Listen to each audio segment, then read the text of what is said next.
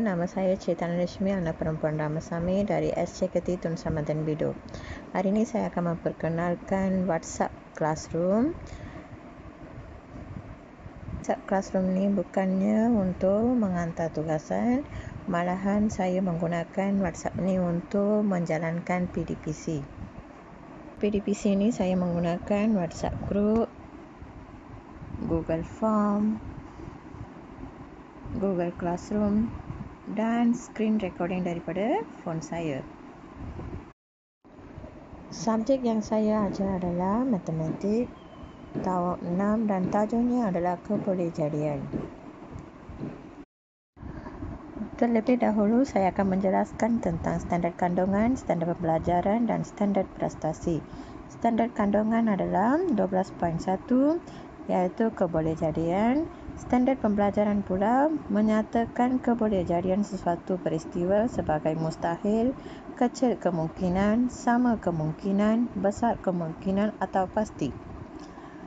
Tahap penguasaan yang saya pilih adalah tahap penguasaan 4 iaitu menyelesaikan masalah harian rutin yang melibatkan kebolehjadian.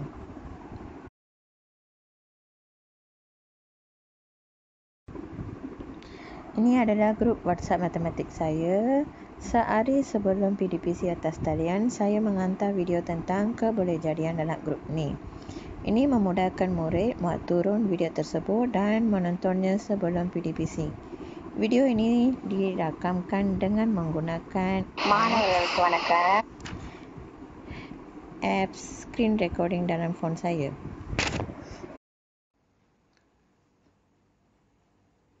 Dalam video ini saya telah menjelaskan tentang 5 jenis kebolehjadian iaitu mustahil, kecil kemungkinan, sama kemungkinan, besar kemungkinan dan pasti.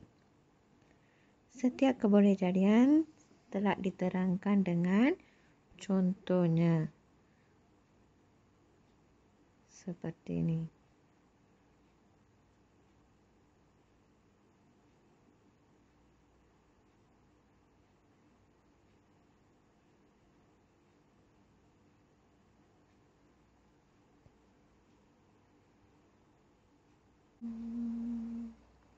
Ini adalah senarai murid yang dah tonton video yang hantar. Seramai 29 daripada 37 murid telah pun menonton video yang saya hantar. Kelas ini dimulakan pada pukul 7.30 malam. Selepas bersedia, saya memulakan PDPC saya dengan menanya soalan berkaitan video yang dihantar. Saya telah pun menanya beberapa soalan berkaitan video yang telah ditonton. Soalan pertama saya adalah, berapakah jenis kebolehjadian? Jawapannya adalah 5. Murid menaip jawapan mereka di sini.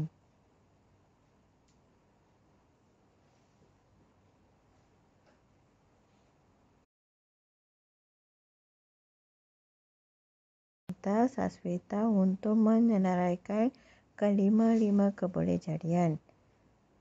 உறுதி சம அளவிலான சாத்தியம், அதிக அளவிலான சாத்தியம், குறைந்த அளவிலான சாத்தியம், சாத்தியமில்லை. உறுதி Saswita telah pun menyenaraikan kelima-lima kebolehjadian dengan betul. Saya menanya soalan ketiga. Soalan ketiga saya adalah, saya meminta murid untuk menjelaskan setiap kebolehjadian. விஷயம் கட்டாய உண்மைனா அது உறுதி. டீச்சர் உறுதினா வந்துட்டு Murid telah pun menjelaskan tentang kelima-lima kebolehjadian tadi. சிவப்பு கலர் இருந்துச்சுன்னா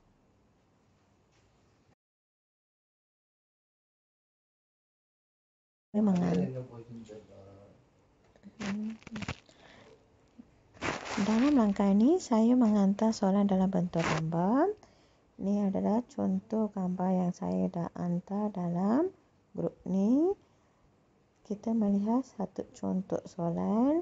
Dalam gambar ni, saya menanya, apakah kebolehjadian mengambil nombor perdana. Murid akan menjawab soalan ini melalui voice note atau type. Setelah mendengar jawapan murid, saya akan menjelaskan soalan satu persatu. Seterusnya, saya telah menjelaskan soalan tersebut. Pada awalnya, saya meminta murid menyenaraikan nombor perdana yang terdapat dalam nombor yang diberi. Murid telah menyenaraikan nombor perdana. Seterusnya, saya menanya bilangan nombor perdana itu banyak atau kurang.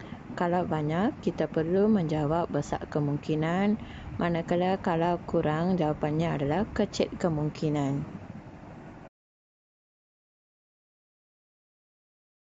Kelas ni juga saya menggunakan traffic light, iaitu hijau untuk faham, kuning untuk kurang faham dan merah untuk tidak faham. Selepas penjelasan sesuatu soalan, murid akan hantar traffic light. Ia memudahkan saya memahami atau mengetahui kefahaman mereka. Di sini murid hantar warna hijau di mana ia menunjukkan murid dah faham soalan 1.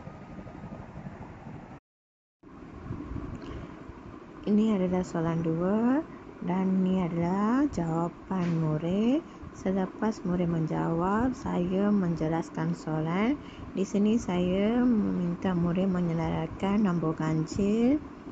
Selepas nombor ganjil, saya meminta murid menyenaraikan nombor genap.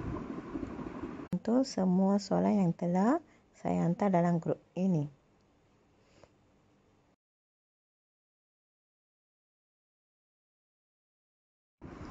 Dalam kelas ini juga saya memberi reward kepada murid semasa aktiviti 1. Murid yang dapat menjawab soalan dengan betul dan cepat akan mendapat hadiah selepas sekolah dibuka semula. Di sini saya menanya sebanyak 6 soalan. Oleh itu 6 murid akan dapat hadiah. Ini adalah senarai murid, iaitu soalan nombor 1 Sasweta, soalan nombor 2 Darwin, soalan nombor 3 Kalayarsi, nombor 4 Darwin, nombor 5 Tamin Madi dan nombor 6 Sasweta. Dalam aktiviti ini juga murid akan menyalin semua jawapan yang dibincangkan dalam grup dalam sehelai kertas. Ini adalah contoh jawapan yang dihantar oleh murid.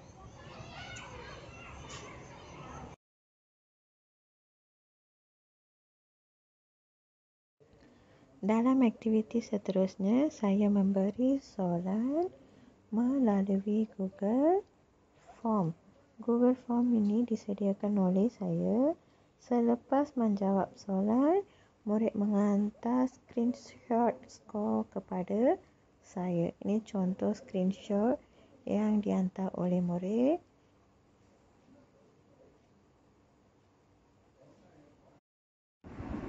Yang ini merupakan soalan dalam Google Form yang disediakan oleh saya. Terdapat 10 soalan dalam Google Form ni. Semuanya adalah soalan objektif.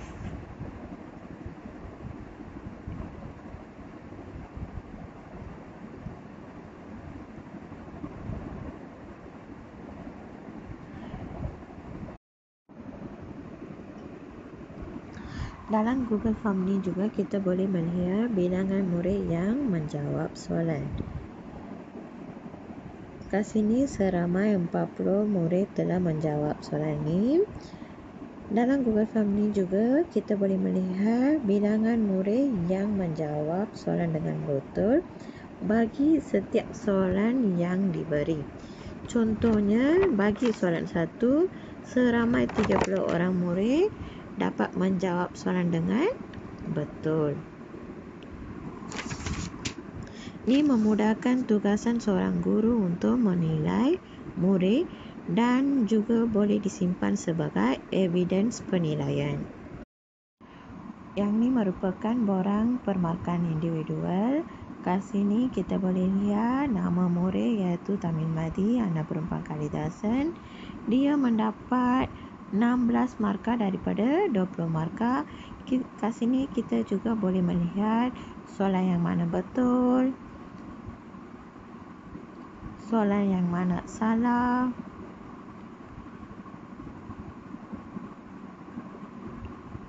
Dengan ini kita boleh membimbing mereka soalan yang mereka mendapat salah.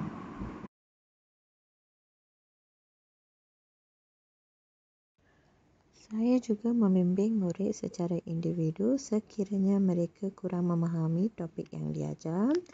Ini merupakan contoh bimbingan individu saya kepada murid bernama Kalia Resi.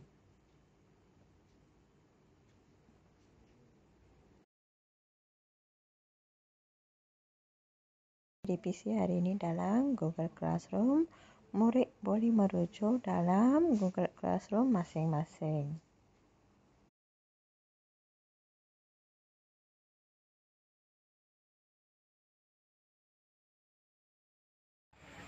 Selamat malam. Nama saya ialah Iwa Shankari. Umur saya ialah 12 tahun. Saya suka kelas matematik dalam WhatsApp kerana guru mengajar saya untuk memahami. Semua pelajaran matematik yang diajar oleh guru dapat difahami dengan mudah. Terima kasih.